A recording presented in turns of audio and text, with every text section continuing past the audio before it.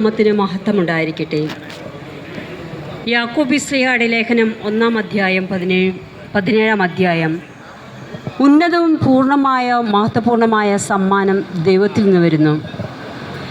സ്വർഗത്തിൽ നിന്ന് പിതാവായ ദൈവം നമുക്ക് നൽകിയ ഉന്നതവും പൂർണ്ണവുമായ സമ്മാനമാണ് കർത്താവായ യേശു ക്രിസ്തു.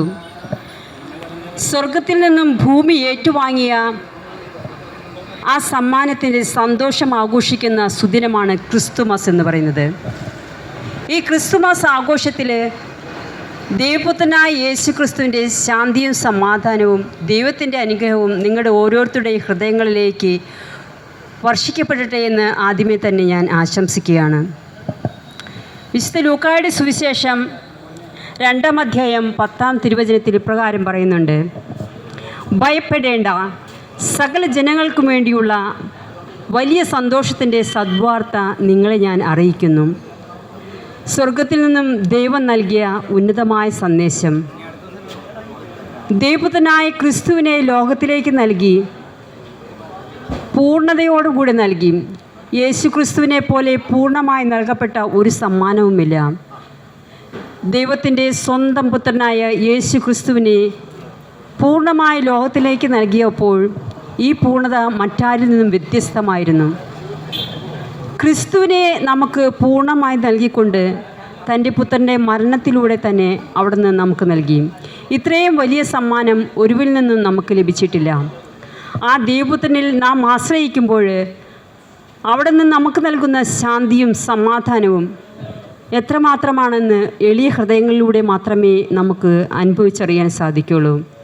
പുത്രനായ യേശുവിനെ നമുക്ക് നൽകിയത് മനുഷ്യ മക്കളുടെ ദുഃഖങ്ങളും ഭാരങ്ങളും ഏറ്റെടുത്തുകൊണ്ട് നമ്മുടെ വേദന നിറഞ്ഞ ഹൃദയത്തിലേക്ക് ശാന്തിയും സമാധാനവും സന്തോഷം പ്രദാനം ചെയ്യുവാൻ വേണ്ടിയാണ് പിതാവായ ദൈവം നമുക്ക് പുത്രനായ യേശുവിനെ നൽകിയത്.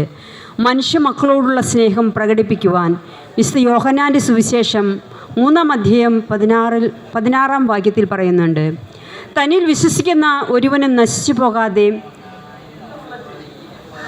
പൂർണ്ണത പ്രാപിക്കുവാൻ വേണ്ടി തൻ്റെ ഏകജാതനെ നൽകാൻ തക്ക വിധം ദൈവം ലോകത്തെ അത്രമാത്രം സ്നേഹിച്ചു.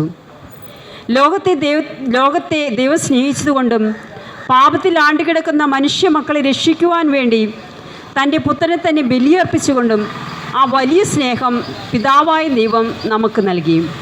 ആ വലിയ സന്തോഷത്തിൻ്റെ സദ്വാർത്ത ഈ ക്രിസ്തുമസ് ദിനത്തിൽ ക്രിസ്ത്യാനികളായ ഞങ്ങൾക്ക് മാത്രമല്ല നിങ്ങളെല്ലാവരെയും ഈ സദ്വാർത്ത അറിയിക്കുവാൻ ആ രക്ഷകനായ ക്രിസ്തു തന്നെ ഞങ്ങളോട് പറഞ്ഞിരിക്കുകയാണ്. ഈ സന്തോഷത്തിൻ്റെ സദ്വാർത്ത നിങ്ങളെ അറിയിക്കുവാനും ഞങ്ങൾ അനുഭവിച്ചറിഞ്ഞ ക്രിസ്തുവിനെ, ഞങ്ങൾ കേട്ടറിഞ്ഞ ക്രിസ്തുവിനെ, ഞങ്ങൾ ഇപ്പോഴും അനുഭവിച്ചു കൊണ്ടിരിക്കുന്ന, സാന്നിധ്യം സ്മരിച്ചു കൊണ്ടിരിക്കുന്ന, അനുഗ്രഹങ്ങൾ പ്രാപിച്ചു കൊണ്ടിരിക്കുന്ന ആ ക്രിസ്തുവിൻ്റെ ശാന്തിയും സമാധാനവും ഇവിടെ ഈ പ്രദേശങ്ങളിലുള്ള എല്ലാ മക്കളിലും ഒരുപോലെ നൽകപ്പെടുവാനും ചൊരിയപ്പെടുവാനുമായി ഞങ്ങൾ ഈ സന്ദേശം നിങ്ങളുടെ മുമ്പിൽ അറിയിക്കുവാനായി ഇന്നിവിടെ കൂടിയിരിക്കുകയാണ്. പ്രിയപ്പെട്ടവരെ, ദൈവത്തിൻ്റെ സന്ദേശവും ദൈവത്തിൻ്റെ എളിമയും എപ്രകാരമുള്ള മനുഷ്യരാണ് സ്വീകരിക്കപ്പെടുന്നത്? ഒരിക്കൽ ജ്ഞാനികളായ 3 രാജാക്കന്മാർ യേശുക്രിസ്തുവിനെ സന്ദേശം അറിഞ്ഞപ്പോൾ അവർ യേശുവിനെ തേടി പുറപ്പെടുകയാണ്. അവർ രാജാക്കന്മാരാണെന്ന് ഓർക്കണം, അവർ ജ്ഞാനികളാണെന്ന് ഓർക്കണം. പക്ഷേ അവരുടെ ഹൃദയത്തിൽ മറ്റൊരു ജ്ഞാനമുണ്ടായിരുന്നു. അവർ ഇങ്ങനെ യാത്ര ചെയ്ത് യൂദായ പട്ടണത്തിലെത്തിയപ്പോൾ സന്ധ്യയായി. അവർക്ക് വഴിയറിയില്ല. ഒരു നക്ഷത്രത്തിൻ്റെ സഹായത്തോടെയാണ് അവർ യേശുവിനെ തേടി പുറപ്പെട്ടത്.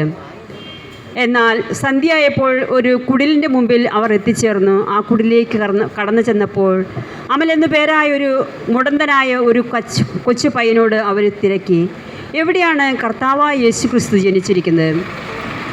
ആ രക്ഷകനെ കണ്ട് ആരാധിക്കുവാനും വന്ദിക്കുവാനും അനുഗ്രഹം പ്രാപിക്കുവാനുമായി ഞങ്ങൾ വിദൂരത്തിൽ നിന്ന് വന്നിരിക്കുകയാണ്.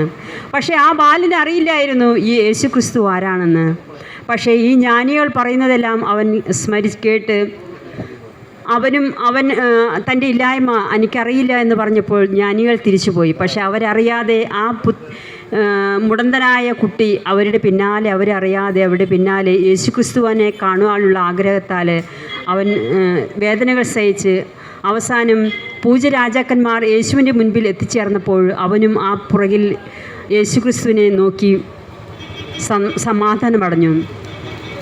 യേശുവിൻ്റെ മുൻപിൽ എത്തിയ ജ്ഞാനികൾ യേശുവിൻ്റെ പാൽപുഞ്ചിരിയിൽ പ്രസാദിച്ച് അനുഗ്രഹങ്ങൾ പ്രാപിച്ച് സമ്മാനങ്ങൾ സമർപ്പിച്ച് മടങ്ങിയപ്പോൾ ഈ മുടന്തനായ ബാലൻ്റെ മനസ്സിൽ വളരെ ദുഃഖമുയർന്നു. അവൻ പറഞ്ഞു, കർത്താവായ ഈശോയെ, അങ്ങേക്ക് വലിയ സമ്മാനങ്ങൾ നൽകാൻ എനിക്കില്ല, പക്ഷേ എനിക്കുള്ളത് ഞാൻ അങ്ങേക്ക് സമർപ്പിക്കുന്നു. ദൈവത്തിൻ്റെ മുൻപിൽ സർവ്വം സമർപ്പിച്ചപ്പോൾ അവന് വലിയ അനുഗ്രഹം പ്രാപിക്കാൻ സാധിച്ചു. പിന്നീട് അവന് ഒരു വീട് വിചാരമുണ്ടായി. അവൻ എഴുന്നേറ്റു. അവൻ ഊന്നി നടന്നിരുന്ന ആ ഊന്നുവടി വീണ്ടും മുട്ടുകുത്തി ആ പുത്രനായ യേശുവിൻ്റെ മുൻപിൽ സമർപ്പിച്ചുകൊണ്ട് പറഞ്ഞു, ഈശോയെ, എൻ്റെ കയ്യിൽ വേറെ ഒന്നുമില്ല നിനക്ക് തരാൻ. ഞാൻ ഊന്നി നടക്കുന്ന ഈ ഊന്നുവടി നിനക്ക് ഞാൻ സമർപ്പിക്കും. ഈ വടി നിനക്ക് കളിക്കാനായി ഉപയോഗിക്കാം. ഇത് പറഞ്ഞ് ആ മുടന്തനായ ബാലൻ എഴുന്നേറ്റപ്പോൾ അവൻ്റെ മുടന്ത് മാറി അവൻ എഴുന്നേറ്റ് നടക്കാൻ തുടങ്ങി. എളിമയുള്ളവരുടെ ഹൃദയത്തിൽ ഈശോ നൽകിയ ഒരു അത്ഭുതം ഇത് തന്നെയാണ്. യേശുക്രിസ്തുവിനെ കുറിച്ച് ഞങ്ങൾ നിങ്ങളുടെ മുൻപിൽ അവതരിപ്പിക്കുമ്പോൾ എളിമയുള്ള ഹൃദയങ്ങൾക്ക് മാത്രമേ ഈശോയെ സ്വീകരിക്കുവാനും ഈശോയെ കാണുവാനും ഈശോയുടെ അനുഗ്രഹം പ്രാപിക്കുവാനും സാധിക്കുകയുള്ളൂ എന്ന് ഞാൻ നിങ്ങളെ അറിയിക്കുകയാണ്.